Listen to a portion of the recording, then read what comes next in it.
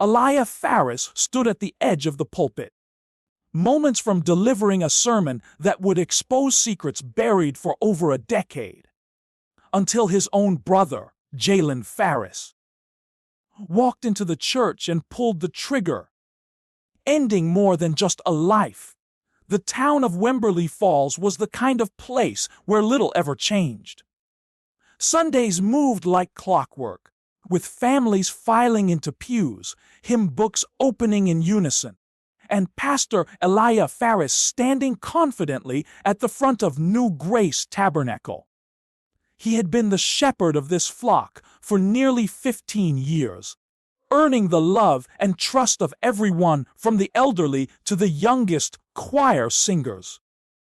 That particular morning, the skies were unusually clear, sunlight spilling down like a blessing. The air carried the comforting scent of fresh, cut grass and blooming magnolias. Everything about the day felt calm until it wasn't. Pastor Eliah arrived early as usual. He parked his aging navy blue sedan behind the church, carrying his leather-bound Bible tucked under one arm and a handwritten sermon folded neatly in his pocket. The sermon was titled, "Bury the Grudge." It was a theme he had hinted at before, but this time he intended to speak it with more weight. Something had been gnawing at him for weeks, and it was beginning to show in his tired eyes and sudden silences during meetings. Still, no one asked questions. He was a private man when it came to his past. Inside, Mara Quintrell, the church secretary, was already preparing the sanctuary. She adjusted hymn sheets, tested the microphone, and made sure the guest book was clean of scribbles left by toddlers. Mara had worked under Pastor Eliah for nearly a decade and knew his routines better than anyone. She noticed he seemed distracted that morning, quieter, more distant, but figured it was nerves. After all, some sermons struck closer to the heart than others. By 9:30 a.m., members of the congregation started trickling in. Elderly couples held hands as they shuffled to their favorite seats. Young parents wrangled restless children into the nursery. The choir members warmed up in hushed harmony behind the curtains. Everything appeared normal, if not peaceful. Pastor Eliah remained in his office, kneeling in silent prayer, as was his custom before speaking. No one disturbed him. His door remained closed, but never locked. At exactly 10:12 a.m., the serenity shattered. A single, loud gunshot rang out through the church. The sound was so sharp and unexpected that it caused a collective flinch. For a moment, there was stunned silence. Then came the screams. Panic swept through the sanctuary like wildfire. Parents grabbed children. Ushers attempted to calm the chaos but failed. People ran outside, some calling emergency services, others simply frozen in place.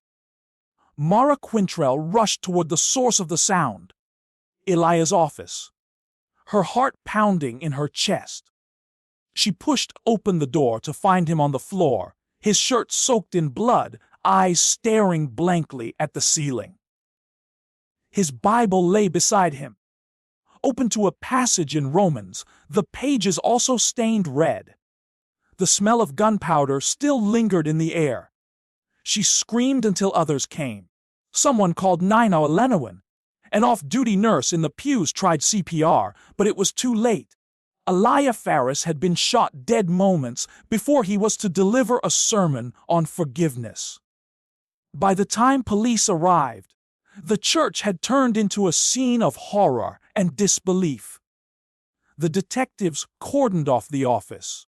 The rest of the church was evacuated and searched for evidence. There were no signs of forced entry. The back door had been unlocked. Nothing had been stolen. No shell casings were left behind. Whoever had done this had come in quiet and left even quieter. News spread like wildfire. Within hours, local reporters surrounded the church. Helicopters hovered overhead. The town that had once taken pride in its peace now found itself the center of a horrifying mystery. The unthinkable had happened in a place meant for healing, and no one yet knew why. Detective Nico Graves was called in less than an hour after the shooting. He had worked violent crimes for over a decade. But something about this case unsettled him the moment he stepped onto the scene. The victim was a pastor, shot inside his own church, just minutes before delivering a sermon. It wasn't random. It didn't feel like a robbery gone wrong. It felt personal.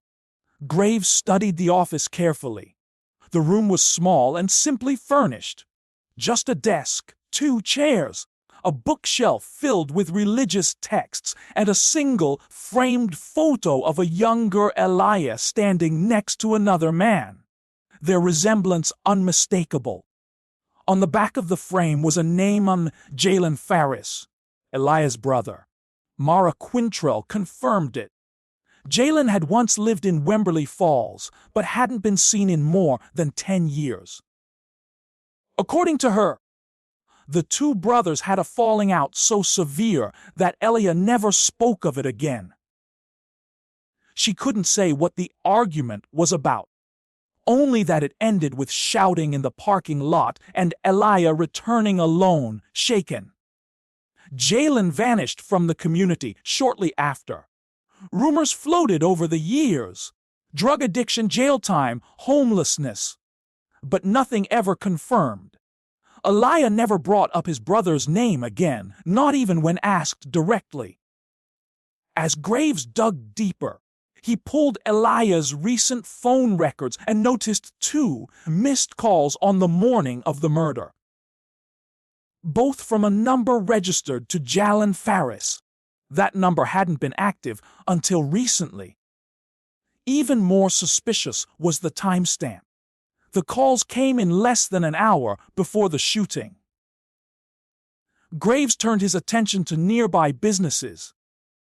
A convenience store camera caught a man matching Jalen's description purchasing coffee that same morning, just 4 blocks from the church. He wore a hoodie and sunglasses, but the resemblance was clear. Jalen Farris had been in town, and no one had known. The investigation widened quickly. Graves requested a search for Jalen's known associates, any financial activity, any recent transportation purchases. It didn't take long to find that someone matching Jalen's name and appearance had checked into a cheap motel on the edge of town using a fake ID. The manager said the man paid cash, didn't talk much, and had been there 3 nights.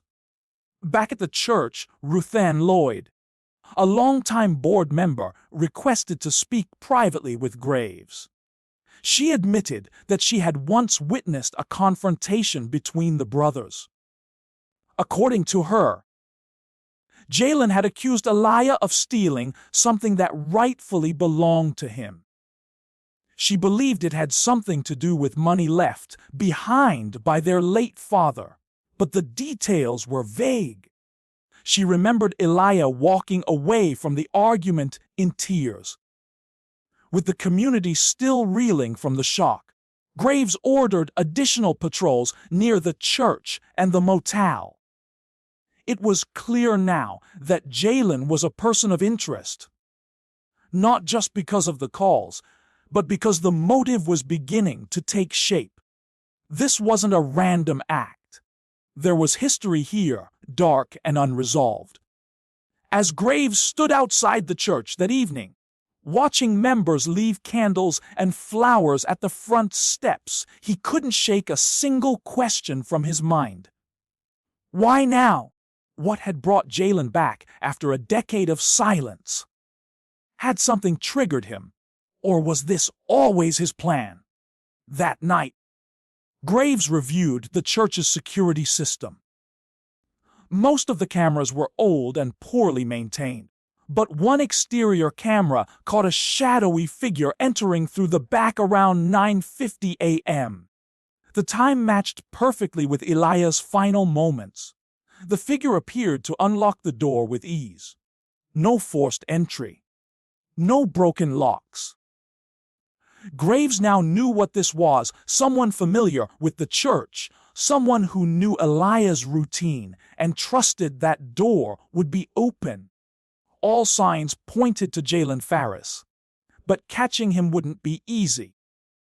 He had already slipped away once, and there was no telling how far he'd go to stay hidden. The search for Jalen Farris intensified with every passing hour. Detectives scoured the motel room he had recently vacated, hoping to uncover something that would explain why he had returned after so long. The room was a mess of tangled bedsheets, empty takeout containers, and cigarette ash scattered across the nightstand. But beneath the clutter, something more meaningful was found: a scorched Bible with a torn cover and several pages blackened by fire. It was as if someone had tried to erase its words. Also discovered was a worn folder filled with old documents. Among them were photocopies of church financial records dated over a decade earlier. One of the documents bore a signature that matched Eliah's name, though the penmanship appeared inconsistent. A second signature underneath was unmistakably Jalen's. It was an application for a personal loan, one that had been denied by the church board at the time. The papers revealed a web of money transfers that had never been investigated, transfers that might have implicated someone beyond Jalen himself. Meanwhile, back at the church, Detective Nico Graves and his team were still working through the scene. A new clue emerged when they discovered an envelope in a locked drawer of Eliah's desk. It was marked Sunday Sermon, Final Version, and inside was a typewritten draft of a message entirely different from the handwritten notes found on his body. This draft was far more direct. It was a bold, unfiltered condemnation of betrayal, theft, and lies harbored within the church walls. In the sermon, Eliah wrote that he had carried a heavy secret for years and that it was time to let it go. He described being manipulated into silence and regretting his choice to protect the guilty. Though no names were mentioned in the document, the message was clear: someone close to him had committed a serious wrong, and he intended to reveal it during the morning service. Mara Quintrell confirmed that Eliah had mentioned feeling conflicted about Sunday's message in the weeks leading up to his death. He had hinted that the truth would hurt people, possibly even divide the church. Yet he insisted it had to be said. Mara recalled seeing him destroy a previous draft 2 days before his death, whispering something about not protecting sinners anymore. The implications were staggering. If Eliah had intended to expose someone that morning, it could explain why he was killed. Someone had tried to silence him permanently. But the question still lingered: was Jalen the only one with something to lose? Or had Eliah's decision to speak out threatened others as well? Further complicating the investigation was a witness statement that came in from a maintenance worker who had been fixing a broken vent behind the church office on Friday. He claimed to have overheard a tense phone call. The voice, presumably Eliah's, said the words, "You can't scare me into silence anymore." It was unclear who he had been speaking to, but the tone suggested a conversation with someone he once trusted. Detective Graves began to suspect the situation was far deeper than a family feud. He started to question church board members about past financial decisions and began pulling older records of loans, donations, and missing funds. Then came a troubling discovery. Eliah had recently met with an attorney to draft a legal statement tied to financial fraud within the church's building fund. The attorney confirmed Eliah had expressed concern that someone would try to stop him once the sermon was delivered. He had asked the attorney to hold the document until the following Monday, after the sermon was made public. But Eliah never got that chance. Graves now faced a dangerous possibility. Jalen might have been the trigger man, but someone else might have pushed him to pull it. The list of suspects was growing, and every new detail painted a darker picture of a church drowning in secrets. Detective Nico Graves drove out to the dusty edge of Wemberly Falls, where the roadside motel stood half abandoned and quiet. The manager led him back to room 7, where Jalen Farris had stayed under a false name.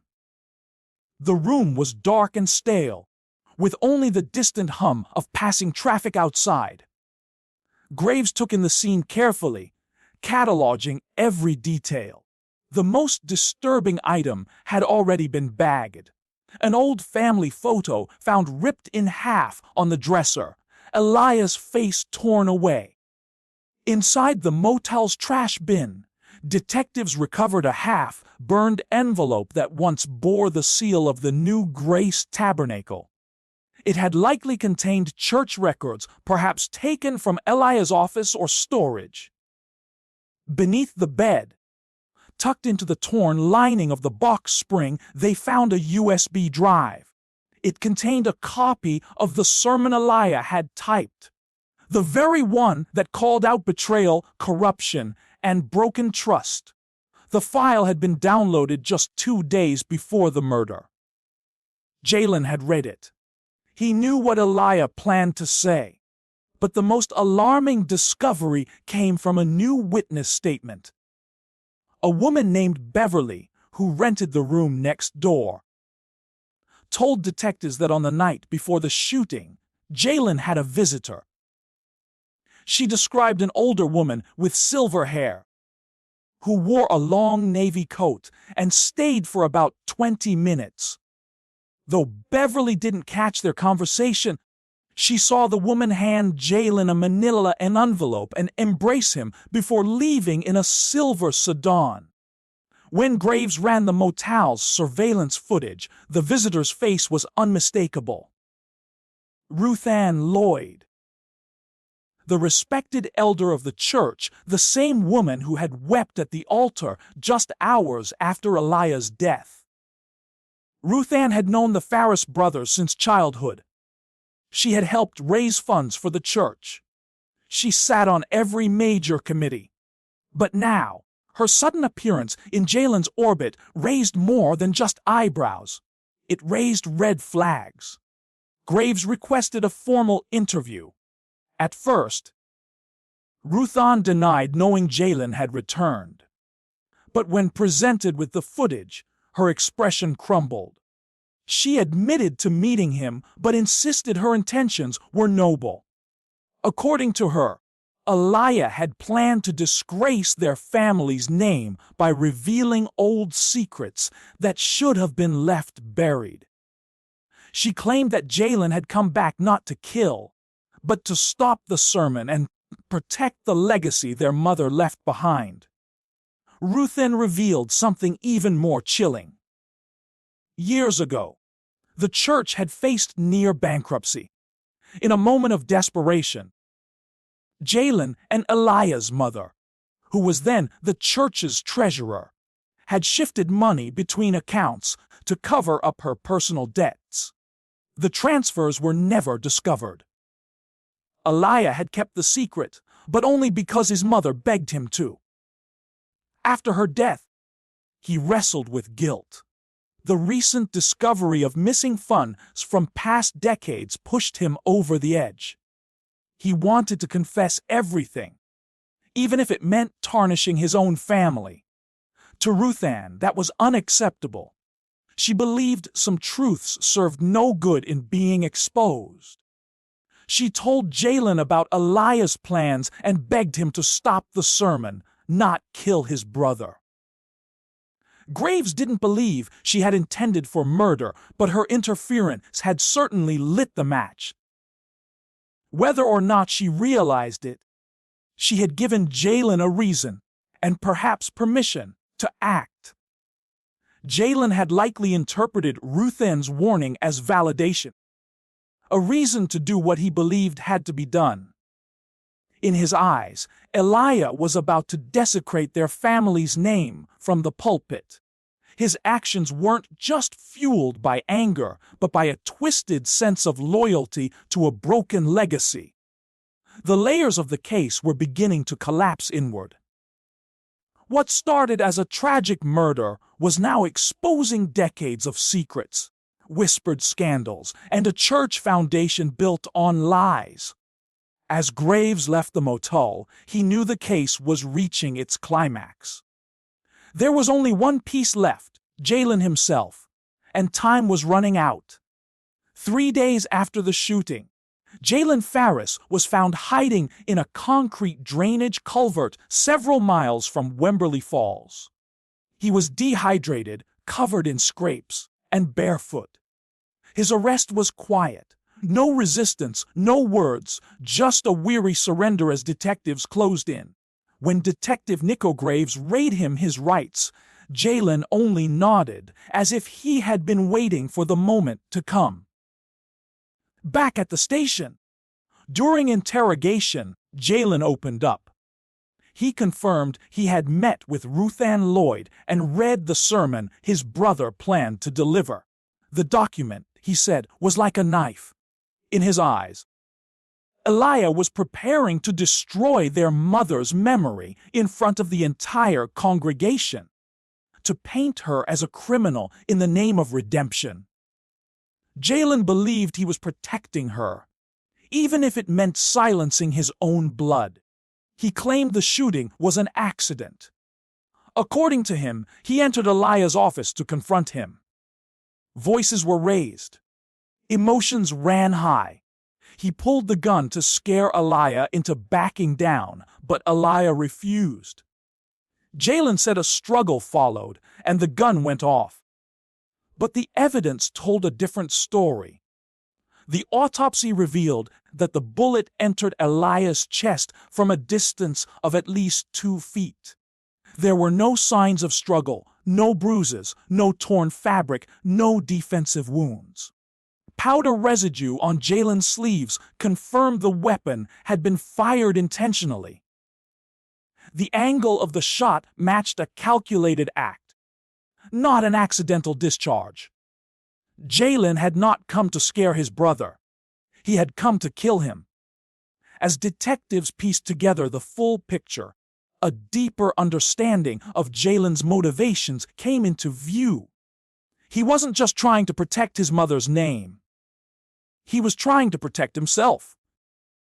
Years ago, Jalen had blackmailed their mother to cover up his own financial missteps.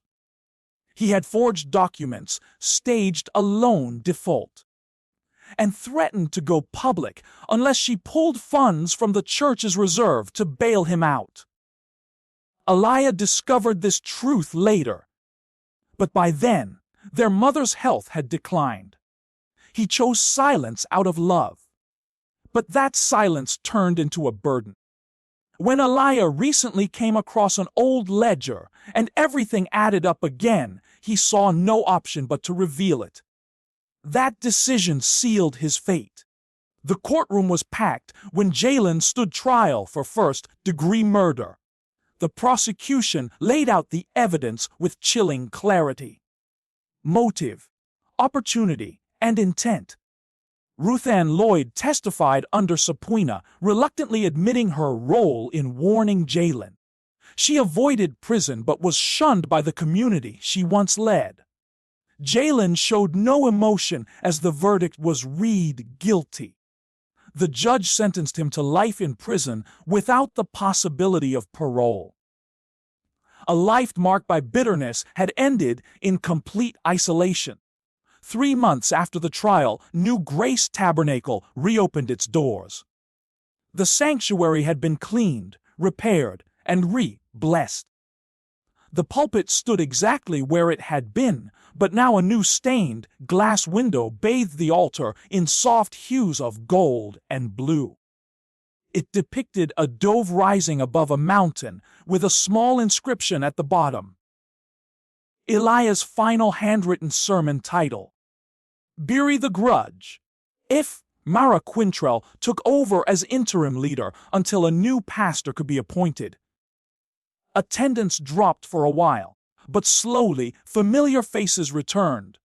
The pain remained, but so did the lessons. Graves attended one of the first services held after the reopening, sitting quietly in the back. He wasn't a religious man, but as the choir sang a hymn of peace and healing, he felt something rare: closure. The town of Wemberly Falls would never forget what happened that Sunday morning. A sermon never delivered, a life cut short, a family torn apart. But in the stillness that followed, truth had found its way to light. And that was a kind of justice all its own.